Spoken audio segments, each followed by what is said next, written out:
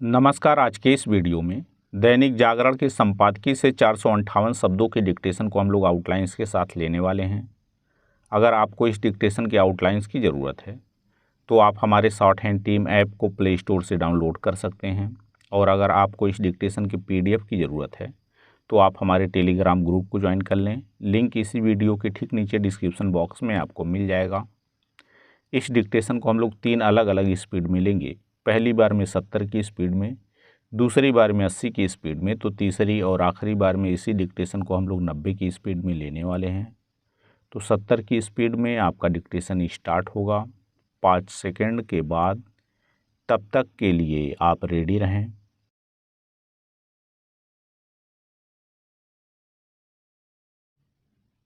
Start. इससे विचित्र और हास्यास्पद और कुछ नहीं कि कांग्रेस समेत अन्य विपक्षी दल एक ओर जोर शोर से यह दावा करने में लगे हैं कि उनके गठबंधन को लोकसभा चुनाव में 295 सीटें मिल रही हैं, और दूसरी ओर उनके नेता मतगणना में गड़बड़ी की निराधार आशंकाएं जताकर भ्रम फैलाने में लगे हैं। भ्रम फैलाने की इसी कोशिश के तहत कांग्रेस के नेता जयराम रमेश ने यह अनर्गल दावा कर दिया कि मतगणना को प्रभावित करने के लिए गृह मंत्री अमित शाह ने देश के 150 जिलों के जिलाधिकारियों को फ़ोन किया है। उन्होंने यह बेतुका आरोप लगाते हुए यह समझा होगा कि इससे उन्हें एक फर्जी नैरेटिव खड़ा करने में मदद मिलेगी, लेकिन चुनाव आयोग ने उन्हें यह नोटिस जारी कर उनका खेल खराब कर दिया कि अपने आरोपों के बारे में प्रमाण प्रस्तुत करें। स्पष्ट है कि वह ऐसा करने से रहें। चुनाव आयोग को ऐसे अनर्गल आरोपों के खिलाफ और अधिक सख्त रवैया अपनाना चाहिए, क्योंकि विपक्षी नेता उसे बदनाम करने का सुनियोजित अभियान छेड़े हुए हैं। इसी के तहत मतदान प्रतिशत के अंतरिम और अंतिम आंकड़ों को लेकर व्यर्थ की चीख पुकार मचाई गई। इसके बाद यह हल्ला मचाया जाने लगा कि मतगणना के तौर तरीकों में बदलाव किया जा रहा है। यह भी अफवाह फैलाई गई कि प्रत्याशियों के एजेंटों को मतगणना स्थल के करीब नहीं फटकने दिया जाएगा। जब इससे बात नहीं बनी तो यह कहा जाने लगा कि चुनाव आयोग ने पुरानी परंपरा का परित्याग करते हुए डाक मतपत्रों को बाद में गिनने का फैसला किया है। इसे तूल देने के लिए विपक्षी नेता चुनाव आयोग के दरवाजे तक भी पहुंच गए, लेकिन यह आरोप भी हवाई ही साबित हुआ, क्योंकि आयोग ने यह स्पष्ट किया कि पोस्टल बैलेट की गणना पहले की तरह होगी। पैरा, विपक्षी नेताओं की इन हरकतों से यदि कुछ स्पष्ट है तो यही कि वे अपनी संभावित हार का ठीकरा चुनाव आयोग, मीडिया आदि पर फोड़ने की पूरी तैयारी कर चुके हैं। यही कारण है कि उन्होंने एग्जिट पोल के नतीजों को न केवल अस्वीकार कर दिया, बल्कि उन्हें भाजपा प्रायोजित भी करार दिया। एग्जिट पोल को लेकर कांग्रेस इतनी दुविधाग्रस्त थी कि पहले उसने टीवी चैनलों पर होने वाली चर्चा का बहिष्कार करने का फैसला किया और फिर फजीहत होती देखकर उसमें शामिल होने का निर्णय लिया। यह वही कांग्रेस है जिसने कुछ माह पहले तेलंगाना के एग्जिट पोल नतीजों को खुशी खुशी स्वीकार किया था और यह उम्मीद जताई थी कि नतीजे उन्हीं के अनुरूप रहेंगे। इस बार विपक्षी दलों को ना तो एग्जिट पोल पर भरोसा है और न चुनाव आयोग पर। हैरानी नहीं कि नतीजे आते ही वे जनता पर भी भरोसा करना छोड़ दें। यदि कांग्रेस का यही रवैया रहा तो उसके दुर्दिन खत्म होने में और भी अधिक समय लगेगा। स्टॉप।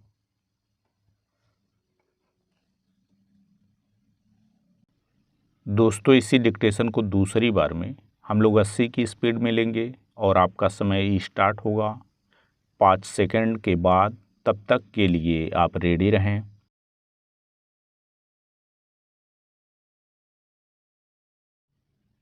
स्टार्ट। इससे विचित्र और हास्यास्पद और कुछ नहीं कि कांग्रेस समेत अन्य विपक्षी दल एक ओर जोर शोर से यह दावा करने में लगे हैं कि उनके गठबंधन को लोकसभा चुनाव में 295 सीटें मिल रही हैं और दूसरी ओर उनके नेता मतगणना में गड़बड़ी की निराधार आशंकाएं जताकर भ्रम फैलाने में लगे हैं। भ्रम फैलाने की इसी कोशिश के तहत कांग्रेस के नेता जयराम रमेश ने यह अनर्गल दावा कर दिया कि मतगणना को प्रभावित करने के लिए गृह मंत्री अमित शाह ने देश के 150 जिलों के जिलाधिकारियों को फोन किया है। उन्होंने यह बेतुका आरोप लगाते हुए यह समझा होगा कि इससे उन्हें एक फर्जी नैरेटिव खड़ा करने में मदद मिलेगी, लेकिन चुनाव आयोग ने उन्हें यह नोटिस जारी कर उनका खेल खराब कर दिया कि अपने आरोपों के बारे में प्रमाण प्रस्तुत करें। स्पष्ट है कि वह ऐसा करने से रहें। चुनाव आयोग को ऐसे अनर्गल आरोपों के खिलाफ और अधिक सख्त रवैया अपनाना चाहिए, क्योंकि विपक्षी नेता उसे बदनाम करने का सुनियोजित अभियान छेड़े हुए हैं। इसी के तहत मतदान प्रतिशत के अंतरिम और अंतिम आंकड़ों को लेकर व्यर्थ की चीख पुकार मचाई गई। इसके बाद यह हल्ला मचाया जाने लगा कि मतगणना के तौर तरीकों में बदलाव किया जा रहा है। यह भी अफवाह फैलाई गई कि प्रत्याशियों के एजेंटों को मतगणना स्थल के करीब नहीं फटकने दिया जाएगा। जब इससे बात नहीं बनी तो यह कहा जाने लगा कि चुनाव आयोग ने पुरानी परंपरा का परित्याग करते हुए डाक मतपत्रों को बाद में गिनने का फैसला किया है। इसे तूल देने के लिए विपक्षी नेता चुनाव आयोग के दरवाजे तक भी पहुंच गए, लेकिन यह आरोप भी हवाई ही साबित हुआ, क्योंकि आयोग ने यह स्पष्ट किया कि पोस्टल बैलेट की गणना पहले की तरह होगी। पैरा विपक्षी नेताओं की इन हरकतों से यदि कुछ स्पष्ट है तो यही कि वे अपनी संभावित हार का ठीकरा चुनाव आयोग, मीडिया आदि पर फोड़ने की पूरी तैयारी कर चुके हैं। यही कारण है कि उन्होंने एग्जिट पोल के नतीजों को न केवल अस्वीकार कर दिया, बल्कि उन्हें भाजपा प्रायोजित भी करार दिया। एग्जिट पोल को लेकर कांग्रेस इतनी दुविधाग्रस्त थी कि पहले उसने टीवी चैनलों पर होने वाली चर्चा का बहिष्कार करने का फैसला किया और फिर फजीहत होती देखकर उसमें शामिल होने का निर्णय लिया। यह वही कांग्रेस है जिसने कुछ माह पहले तेलंगाना के एग्जिट पोल नतीजों को खुशी खुशी स्वीकार किया था और यह उम्मीद जताई थी कि नतीजे उन्हीं के अनुरूप रहेंगे। इस बार विपक्षी दलों को न तो एग्जिट पोल पर भरोसा है और न चुनाव आयोग पर। हैरानी नहीं कि नतीजे आते ही वे जनता पर भी भरोसा करना छोड़ दें। यदि कांग्रेस का यही रवैया रहा तो उसके दुर्दिन खत्म होने में और भी अधिक समय लगेगा। स्टॉप।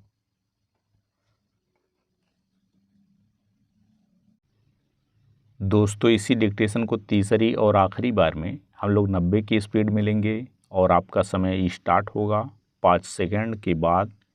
तब तक के लिए आप रेडी रहें।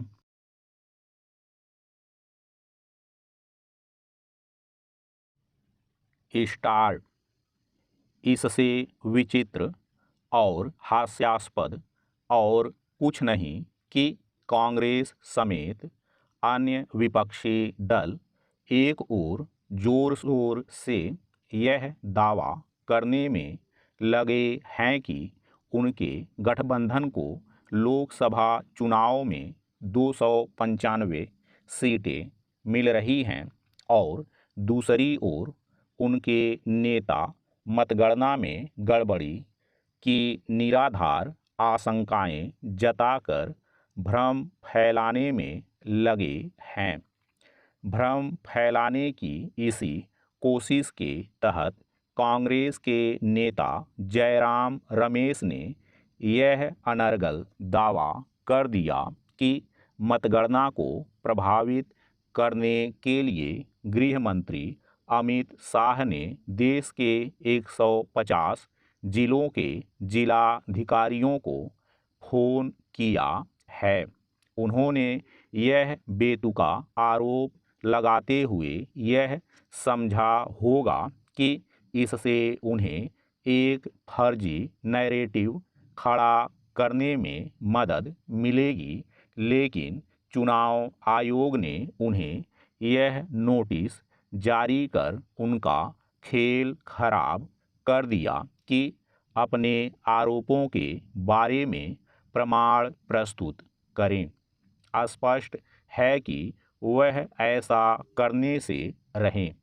चुनाव आयोग को ऐसे अनर्गल आरोपों के खिलाफ और अधिक सख्त रवैया अपनाना चाहिए, क्योंकि विपक्षी नेता उसे बदनाम करने का सुनियोजित अभियान छेड़े हुए हैं। इसी के तहत मतदान प्रतिशत के अंतरिम और अंतिम आंकड़ों को लेकर व्यर्थ की चीख पुकार मचाई गई। इसके बाद यह हल्ला मचाया जाने लगा कि मतगणना के तौर तरीकों में बदलाव किया जा रहा है। यह भी अफवाह फैलाई गई कि प्रत्याशियों के एजेंटों को मतगणना स्थल के करीब नहीं फटकने दिया जाएगा। जब इससे बात नहीं बनी तो यह कहा जाने लगा कि चुनाव आयोग ने पुरानी परंपरा का परित्याग करते हुए डाक मतपत्रों को बाद में गिनने का फैसला किया है। इसे तूल देने के लिए विपक्षी नेता चुनाव आयोग के दरवाजे तक भी पहुंच गए, लेकिन यह आरोप भी हवाई ही साबित हुआ, क्योंकि आयोग ने यह स्पष्ट किया कि पोस्टल बैलेट की गणना पहले की तरह होगी। पैरा विपक्षी नेताओं की इन हरकतों से यदि कुछ स्पष्ट है तो यही कि वे अपनी संभावित हार का ठीकरा चुनाव आयोग, मीडिया आदि पर फोड़ने की पूरी तैयारी कर चुके हैं। यही कारण है कि उन्होंने एग्जिट पोल के नतीजों को न केवल अस्वीकार कर दिया, बल्कि उन्हें भाजपा प्रायोजित भी करार दिया। एग्जिट पोल को लेकर कांग्रेस इतनी दुविधाग्रस्त थी कि पहले उसने टीवी चैनलों पर होने वाली चर्चा का बहिष्कार करने का फैसला किया और फिर फजीहत होती देखकर उसमें शामिल होने का निर्णय लिया।